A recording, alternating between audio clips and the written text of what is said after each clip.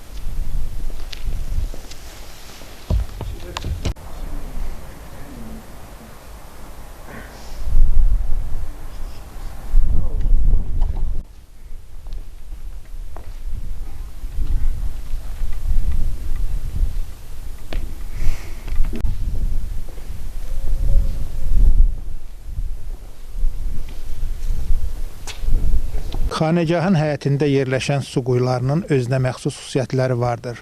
Bu ondan ibarətdir ki, bildiyiniz kimi Hacıqabul rayonunun ərazisi, ümumiyyətlə Xanəgahın yerləşdiyi ərazi bəzən yay aylarında su qıtlığı olur. Ətrafda yerləşən, Xanəgahın arxasında yerləşən Pirsaat su anbarı çox vaxtlar yay aylarında quruyur. Qurumağına baxmayaraq, bu su quyuları hər vaxt su ilə təmin edilir. Mənbəyi bilinməsə də su quyularının içməli su ilə təmin olmağı çox maraqlıdır. Sizə məlumat üçün onu deyim ki, Qoruğun ərazisində Mədəniyyət Nazirliyi tərəfindən dərinliyi 100 metrə olan arteziyan quyusu qazılmışdır.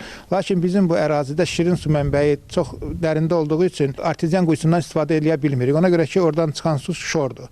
Amma bu quyular dərinliyi çox olmasa da bir 4-5 metrə olan quyudan hər vaxt şirin su çıxır. Mən deyim sizə ki, bu quyuların özəlliklərindən biri də ondan ibarətdir ki, bəzən yay aylarında qoruq əməkdaşları nasoslar vasitəsilə bu suyu istifadə edirlər. Lakin bir saat keçəndən sonra yenə də həmin səviyyədə su bərpa olunur və biz ondan lazım olanda yenə də istifadə edirik. Ümumiyyətlə bu quyuların gələn ziyarətçilər üçün də çox maraqlıdır. Onlar müxtəlif vaxtda suallar verirlər ki, bu mənbəyi necə olur ki, burada ətrafda şirin su olmadığı halda bu quyudan şirin sular çıxır. Doğrudan da çox maraqlıdır və diqqət cəlb edən bir prosesdir ki, bu quyuların mənbəyi bilinmədiyi halda bu quyulardan içməli su çıxır.